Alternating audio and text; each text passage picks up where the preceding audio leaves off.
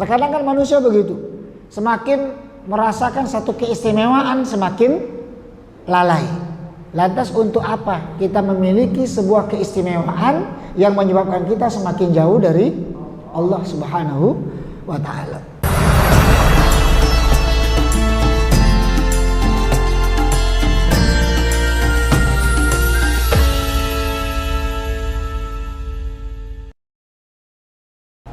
Assalamualaikum warahmatullahi wabarakatuh. Alhamdulillah wassalatu wassalamu ala asyrafil anbiya wal mursalin sayyidina wa maulana Muhammadin wa ala alihi wa sahbihi ajmain. Malam ini kita lanjutkan baca kitab adab sulukil murid, risalah adab sulukil murid, risalah yang menjelaskan tentang adab-adab yang mesti diperhatikan bagi seseorang yang meniti jalan untuk mendekatkan diri kepada Allah Subhanahu wa ta'ala. Kita memohon mudah-mudahan dengan membaca kitab ini Allah turunkan rahmat dan barokah kepada kita semuanya, mengingat kitab ini adalah kitab yang ditulis oleh ulama besar kekasih Allah Al-Habib Abdullah bin Alawi bin Muhammad Al-Haddad. Qala al-mu'allif rahimahullah nafa'ana Allah bi'ulumi fid dunya amin ila an qal faslun, sampai ke pasal yang menjelaskan wa min adarri syai'in 'alal muridi talabuhu lil mukashafati wa ishtiyaquhu ilal karamati wa khawariqil 'adati. Di antara perkara yang membahayakan bagi seorang murid adalah keinginannya untuk mendapatkan perkara-perkara yang luar biasa. Maksudnya apa? Keinginannya untuk merasakan sebuah karomah di sini, atau keinginannya untuk melihat perkara-perkara yang luar biasa. Pengen lihat malaikat, atau pengen dia mampu menyampaikan sesuatu yang orang tidak tahu. Kalau seorang murid punya keinginan untuk mendapatkan hal-hal yang seperti ini akan membahayakan. Sebagai contoh, ngamalkan satu amalan agar cepat merasakan khasiatnya, gitu kan ya? Ini membahayakan. Wahya la tazharu lahu ma'adama mustahiyan li dhuhuriha li'annaha la tazhar illa ala yadi man yakrahuha wa la yuriduha ghaliban. Sebab perkara-perkara yang luar biasa tadi, tanda kutip seperti karomah itu tidak akan Allah berikan kepada orang yang menginginkannya. Justru Allah berikan kepada orang yang tidak menginginkan itu. Dan itu tidak bisa direncanakan. Tanpa direncanakan, bahkan terkadang orang yang mendapatkan itu tidak merasakan apa-apa. Maka hindari bagi kita semuanya keinginan untuk memiliki perkara-perkara, kemampuan-kemampuan yang luar biasa. Ada di situ.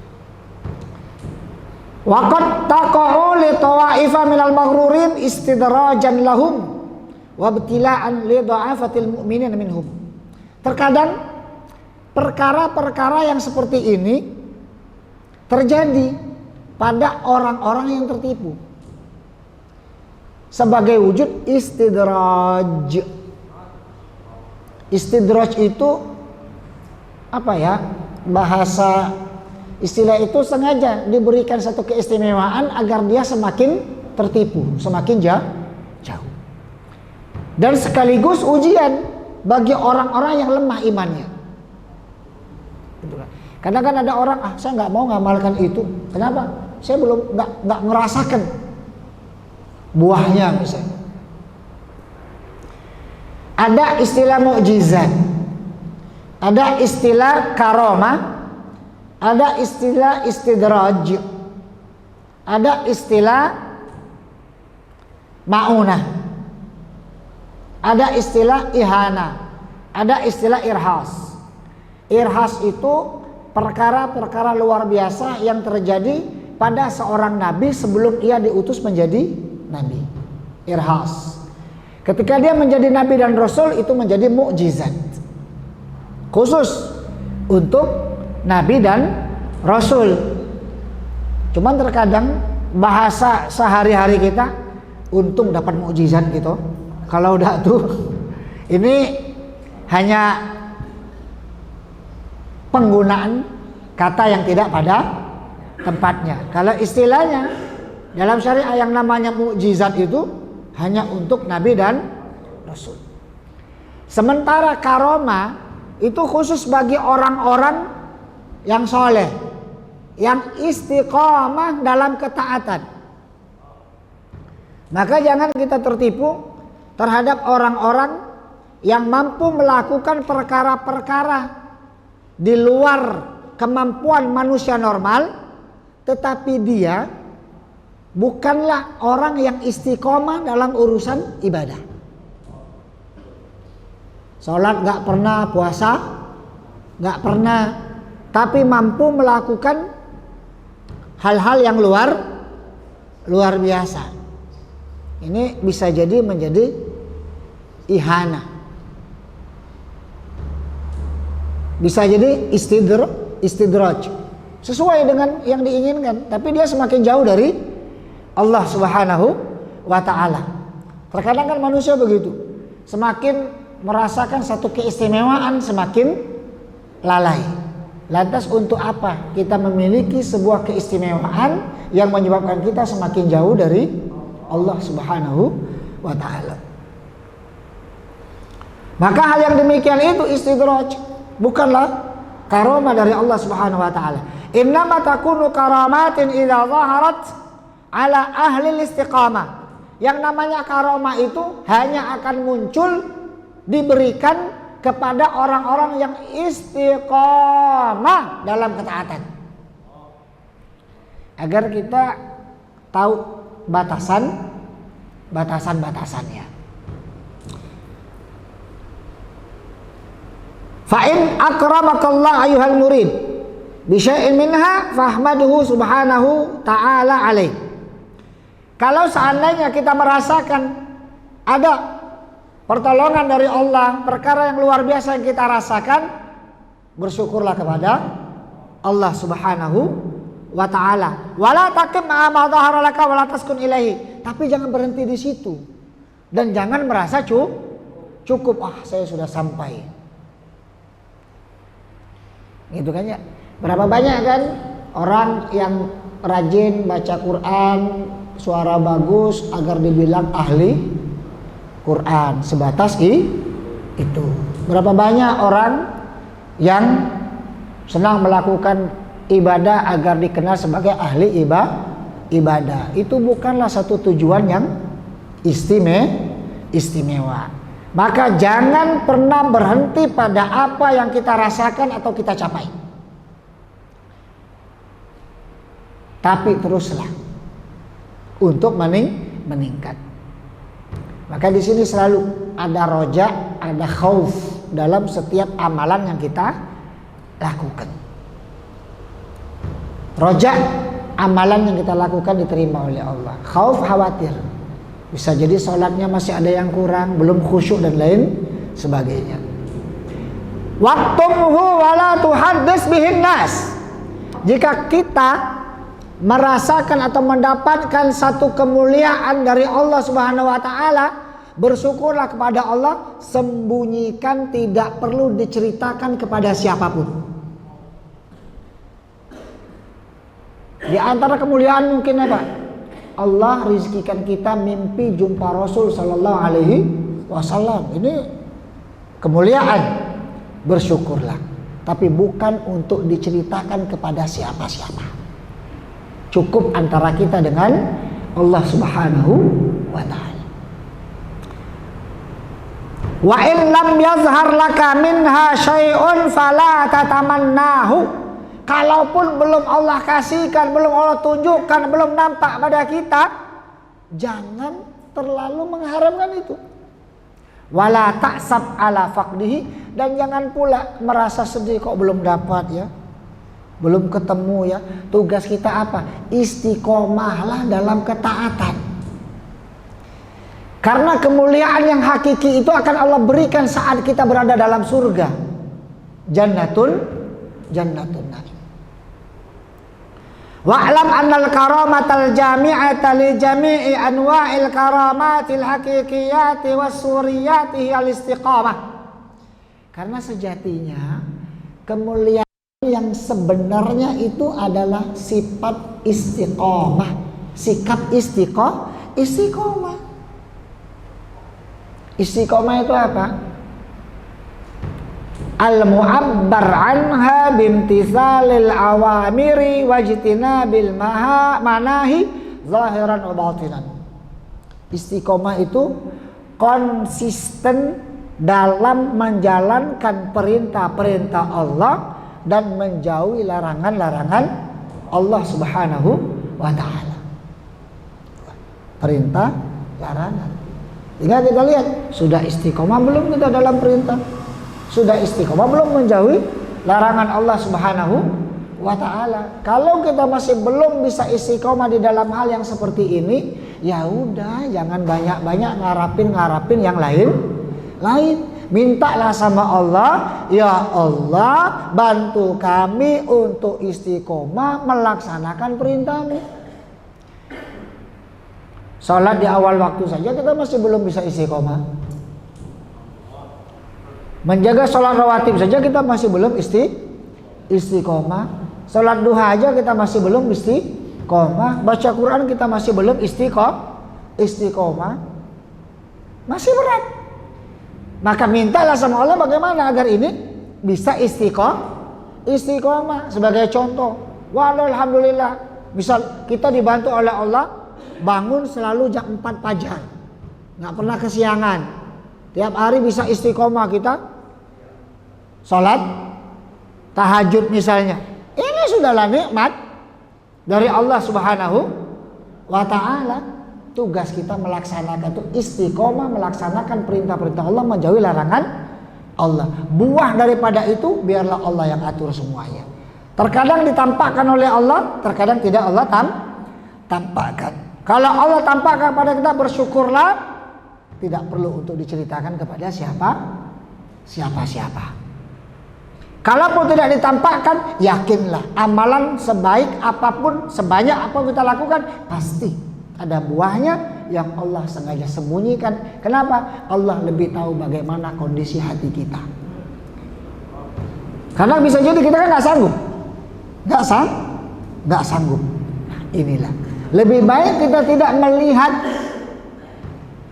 buah dari apa yang kita lakukan, sehingga kita selalu berada dalam maqam khauf dan roja, takut dan khawatir. Ini ya.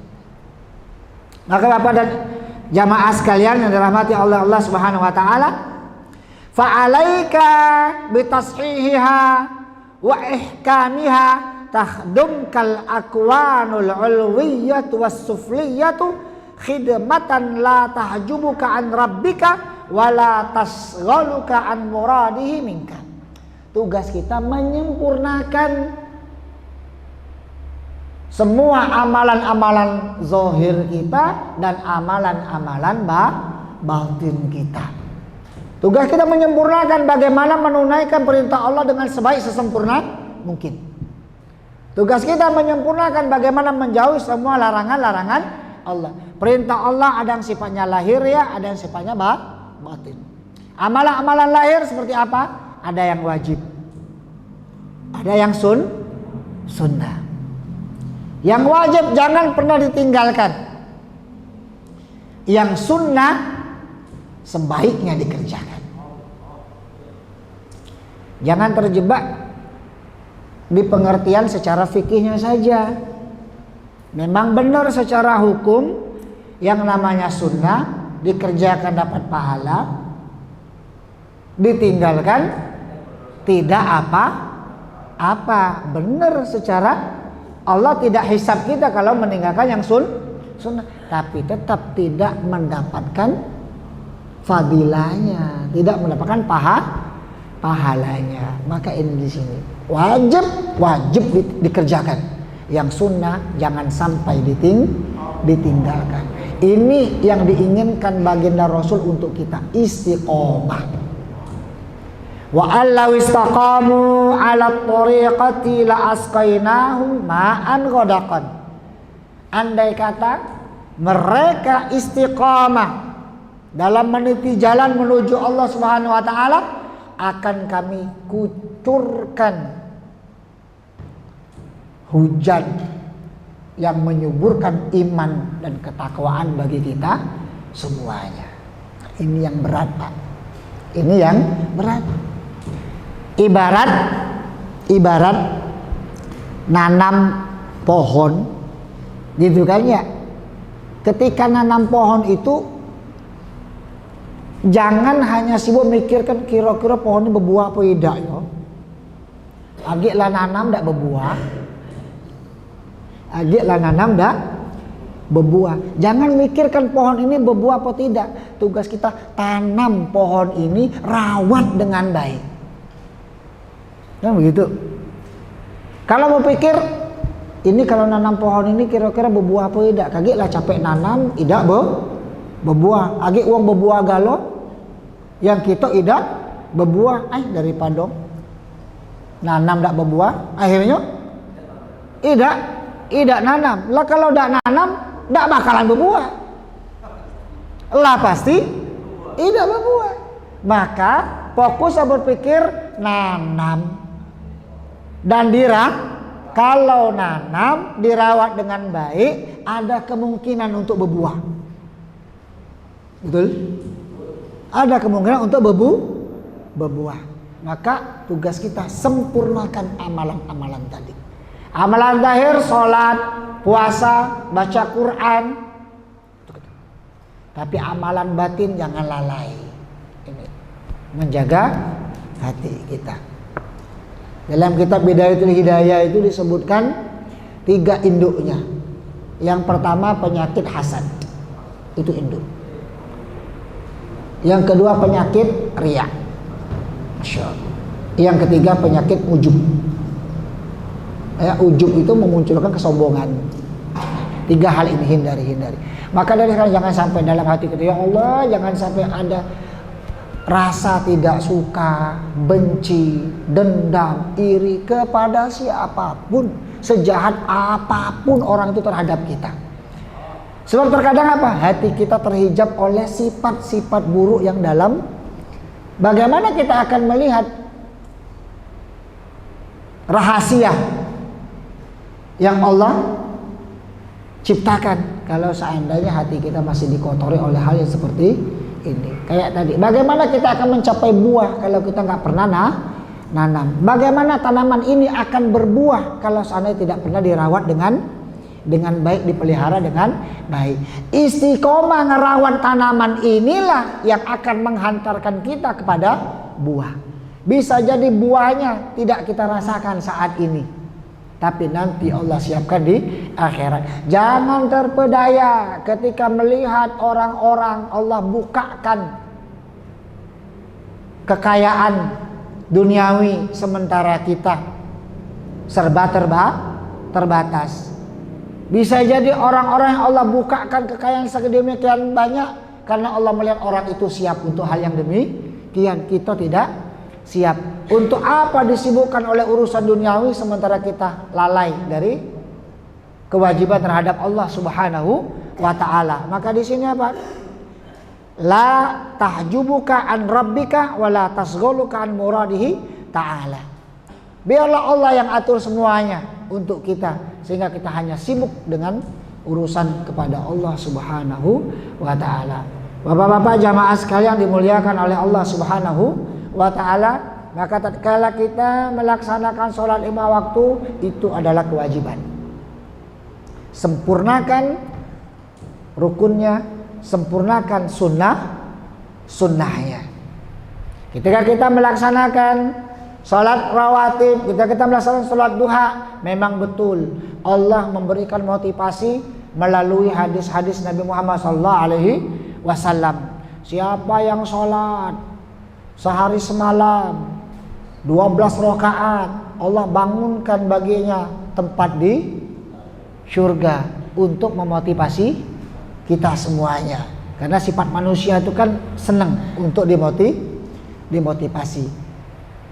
Tapi jangan sampai mengharapkan, wah pengen gitu kan ya, nengok, caknya kau ini lagi kena penyakit ini, nggak usah. Apalagi kepengen, wah ngamalkan ini agar bisa berdialog dengan jin, capek pak. Urusan dengan manusia biasa pening, apalagi nak urusan yang seperti itu, nggak perlu. Kepengen tahu siapa orang yang memusuhi saya dengan yang tidak memusuhi saya, ngapain? Mending sudah ketemu dengan begini apa adanya. Ketemu dengan begini apa adanya. Benar nggak kira-kira? Ada cerita, gitu kan? Ada ulama yang Allah berikan satu karomah, di mana Allah bukakan hijab sehingga beliau mampu melihat hakikat seseorang itu sesuai dengan sifat yang dominan dalam dirinya. Sehingga lihat orang ini kepalanya kepala sapi, ini orang kepala ular, ini orang kepala segala macam. Akhirnya apa kata? Capek. Malah minta sama Allah, ya Allah tutup hijab itu semuanya.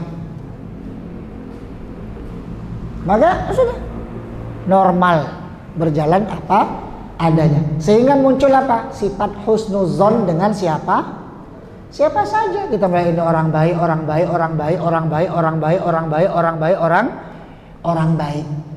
Sehingga hati selalu terjaga menjadi bersih. Maka ini yang paling berat, istiqomah dalam ketaatan.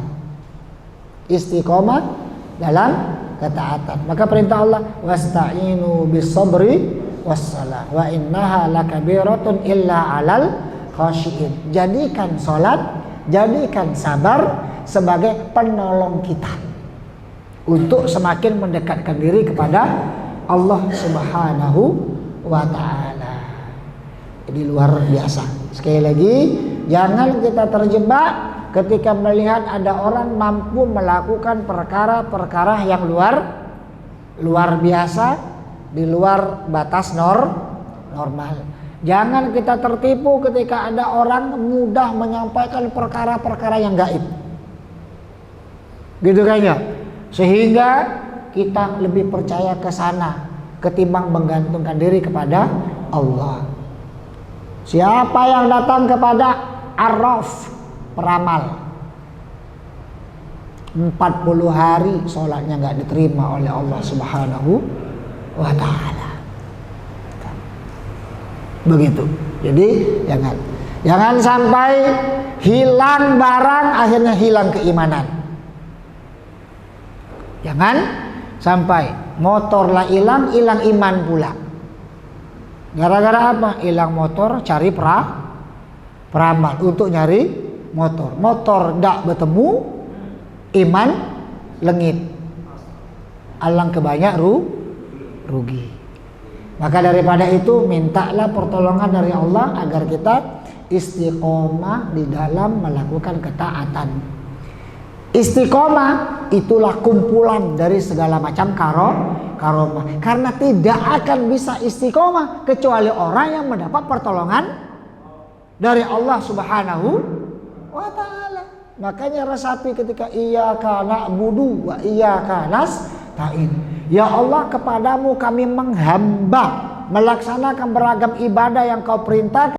Wa iyyaka nasta'in, kami mohon pertolongan agar kami bisa istiqomah dalam melaksanakan ibadah-ibadah tersebut. Maka insya Allah akan bantu kita semuanya. Siap kira-kira ya?